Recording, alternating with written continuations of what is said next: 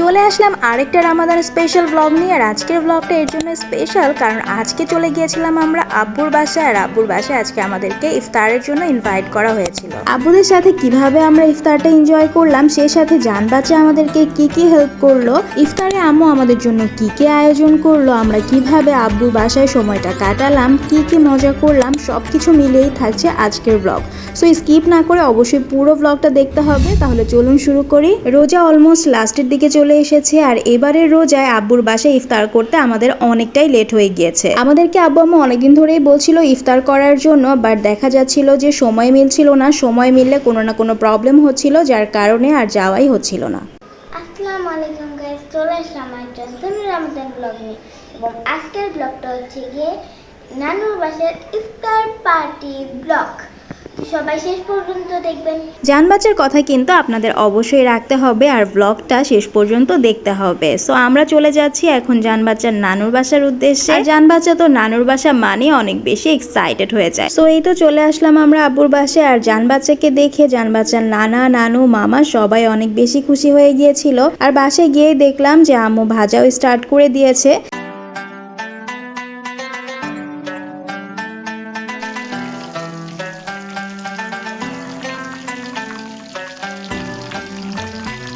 আর এর মধ্যে আমার ছোট বোনের হাজবেন্ডও চলে এসেছে। কিছুদিন আগেই কিন্তু আমাদের আব্বুর বাসায় আসার কথা ছিল। আমার ছোট বোনের হাজবেন্ড অসুস্থ হয়ে যাওয়ার কারণে তখন আমরা আর আসতে পারিনি, যার কারণে আব্বু আম্মুর সাথে আর ইফতারটাও করা হয়নি। এখন যেহেতু ছোট বোনের হাজবেন্ড সুস্থ আছে, তাছাড়া আর মাত্র 2-1টা রোজাই আছে, তারপর রোজাগুলোও শেষ হয়ে যাচ্ছে। তো ভাবলাম যে না আর দেরি করা যাবে না, আব্বুর বাসায় যে ইফতারটা করেই আসি আব্বু আম্মুর সাথে। আর এই তো আব্বু আমাদের জন্য খাবার অর্ডার করেছিল, যেহেতু ইফতারের আইটেম আম্মু বাসায় করেছে। আর এর আগের দিন রাতে নামাজ ছিল, তো আম্মুকে আমরা বলেছিলাম যে তুমি সারা রাত নামাজ পড়ে আবার সকালে রান্না বান্নার ঝামেলা করার একদমই দরকার নেই, আমাদের জন্য বাহির থেকে খাবার আনলেই হবে। সো এখানে খাবার অর্ডার করা হয়েছিল আমাদের জন্য। তাছাড়া আম্মু আমাদের জন্য সন্ধ্যার ইফতারে ছোলা ভুনা করেছে, জিলাপি আনিয়েছে, তাছাড়া ভাজা ভুজির আইটেম তো করছেই। তো ইফতারের আর বেশি সময় বাকি নেই, খানিকক্ষণ পরে আজান দিয়ে দিবে, তাই আমরা প্লেটিং করা স্টার্ট করে দিয়েছি দুই বোন মিলে। যেটার সাথে আমরা সব মেয়েরাই রিলেট করতে পারি, কারণ আমরা যখন বাবা মার বাসায় থাকি তখন ইফতারের আগ দিয়ে প্লেটিংটা কিন্তু আমাদের দায়িত্বেই থাকে, তাই না? আর বিয়ের আগে তো সব সময় আমি আর আমার বোন মিলে প্লেটিং এর কাজটা করতাম। আর আম্মু যেহেতু একদিক দিয়ে ভাজাভাজি করতো, তাই প্লেটিং এর কাজটা আমরা দুই বোন মিলে করে ফেলতাম, এতে করে অনেক বেশি তাড়াতাড়ি সব হয়ে যেত। আর রোজার মাসে কিন্তু আমাদের মেয়েদের দুইটা কাজ অনেক বেশি কমন থাকে, সেটা হচ্ছে শরবত বানানো আর হচ্ছে প্লেটিংটা করা।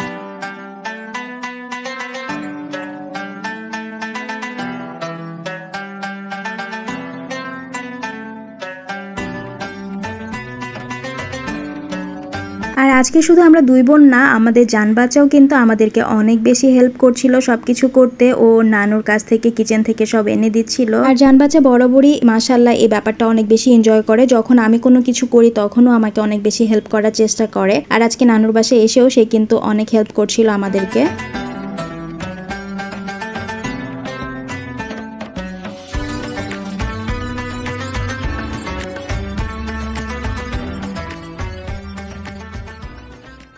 আর এই তো আম্মু এখানে শরবতও জগে ঢেলে নিচ্ছে। আর আজকে কিন্তু কোনো গুড়ের শরবত করা হয়নি, আজকে ম্যাঙ্গো ফ্লেভারের শরবতের পাশাপাশি আরেকটা হেলদি ড্রিঙ্কস রাখা হয়েছে, সেটা হচ্ছে ডাবের পানি।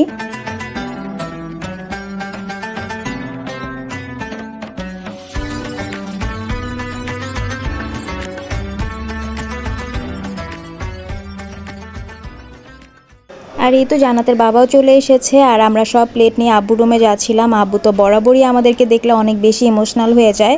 জান্নাতের বাবাকে দেখে অনেক ইমোশনাল হয়ে গিয়েছিল, কান্না শুরু করে দিয়েছিল। আর এই তো ইফতার নিয়ে আমরা বসে পড়েছি। দেখতে দেখতে রোজাগুলো কিভাবে চলে গেল। আর এটা কিন্তু আমার আব্বুর বাসায় সেকেন্ড ইফতার, কারণ আমি মাঝখানে একবার এসেছিলাম, সেই ব্লগও আমি দিয়েছিলাম। আর সেদিন আমার বোন, আমার হাজব্যান্ড, বোনের হাজব্যান্ড কেউই আসেনি। আর সেদিন আমারও আসার কথা ছিল না, হঠাৎ করেই আমি এসেছিলাম, যেহেতু জান্নাতের বাবা বাসায় ছিল না তাই। আর আজকে সেকেন্ড ইফতার করছি আব্বুর বাসায়। আর আমার বোনের হচ্ছে প্রথম ইফতার। আর ইফতারে তো আম্মুর হাতের ভাজাভুজি আমাদের অনেক বেশি পছন্দ। তো আম্মু আমাদের জন্য যা যা আমরা পছন্দ করি সবই করেছে। পেঁয়াজু, আলুর চপ, বেগুনি, ডিম চপ সব তো আছেই। আর তার সাথে চিংড়ি ফ্রাই করেছিল, চিকেন ফ্রাই করেছে। আর রেস্টুরেন্ট থেকে চিকেন সাসলিক আনানো হয়েছিল আর তার সাথে শরবত তো ছিলই। আলহামদুলিল্লাহ পরিবারের সবাই মিলে একসাথে বসে ইফতার করার আনন্দটাই অন্যরকম। আম্মুর হাতে চিংড়ি ফ্রাই, চিকেন ফ্রাই যে কি পরিমাণ মজা যে বলে বোঝাতে পারবো না। তো প্রত্যেকটা আইটেমই অনেক বেশি মজা হয়েছিল আলহামদুলিল্লাহ। আর জান্নাত তো চিকেন ফ্রাই, চিংড়ি ফ্রাই অনেক বেশি পছন্দ করে ওর নানুর হাতের। তো ইফতারটা অনেক সুন্দর মতো মজা মজা করে খেলাম আর তারপর ডাবের পানিও খেয়ে নিলাম। ইফতার করার পরে আমরা সবাই মিলে গল্প করছিলাম আর আমার ছোট বোন আব্বুর জন্য কিছু কেনাকাটা করেছে, তো সেগুলোই দেখাচ্ছিল। আর আব্বু আমার ছোট বোনের কাছে বলেছিল বেশি কিছু যেন না দেয়, শুধু লুঙ্গি আর শার্ট দিলেই হবে। যত দিন যায় বাবা মাদের চাহিদা কমতেই থাকে আর বাবা মারা তো এমনিতেই সন্তানদের কাছ থেকে কিছুই নিতে চায় না, তারপরও সন্তানদেরও দায়িত্ব থাকে তাদের জন্য কিছু করা। আর আমাকে তো স্ট্রিক্টলি বলে দিয়েছিল যে এইবার ঈদে যেন আব্বুকে কিছুই না দেই, সামনের ঈদে যেন আব্বুকে দেই। যেহেতু আব্বুর এমনিতেই নতুন কয়েকটা পাঞ্জাবি আছে যেগুলো পরাই হয়নি আর আব্বু তো বাহিরে সেরকম যায়ও না, তো আব্বু চাচ্ছিল না যে আবার নতুন করে কিছু কেনাকাটা করতে। তো এদিকে আমি রং চাও বসিয়ে দিয়েছি জান্নাতের বাবার জন্য আর আব্বুর জন্য। এখানে আদা আর এলাচ, লং এগুলো দিয়ে একদম বসিয়ে দিয়েছি চাটা। আর এই তো জান বাচ্চা তো ওর নানু, খালামণি, মামাদের সাথে অনেক এনজয় করছিল মোমেন্টটা।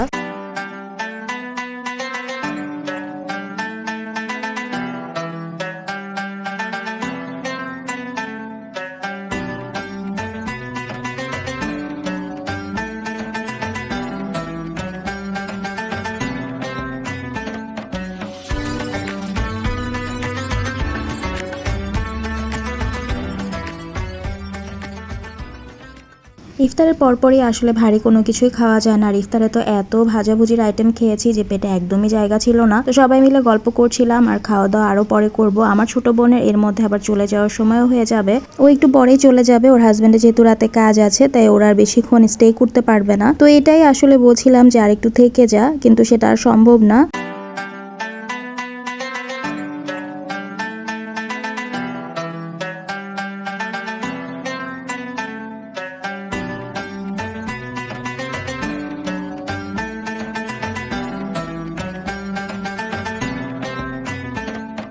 তো এই তো আমার ছোট বোনও চলে যাচ্ছে। আসলে সবাই মিলে একসাথে থাকলে সময়টা অনেক সুন্দর কাটে, বাট যাওয়ার সময় আসলে খারাপ লাগে।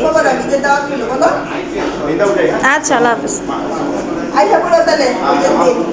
তারপরে এই তো আম্মুকে বললাম যে একটু চা বানিয়ে দিতে, তো চা খেলাম। তারপর খানিকক্ষণ একটু গল্প করে তারপর রাতে ডিনার করতে বসে পড়লাম। আজকে যেহেতু কাচি আনা হয়েছিল আর আমার জন্য রোস্ট আনা হয়েছে এক্সট্রা, তার সাথে বোরহানি ছিল।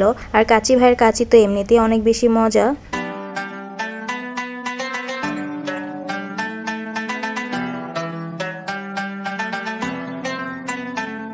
খাওয়া দাওয়া শেষ করে এখন আমাদেরও বিদায় নেওয়ার পালা চলে এসেছে। তো রেডি হচ্ছিলাম, বাসায় চলে যাব। আর জান বাচ্চা তোর নানা, মামা, নানু সবার কাছ থেকে বিদায় নিয়ে নিচ্ছে।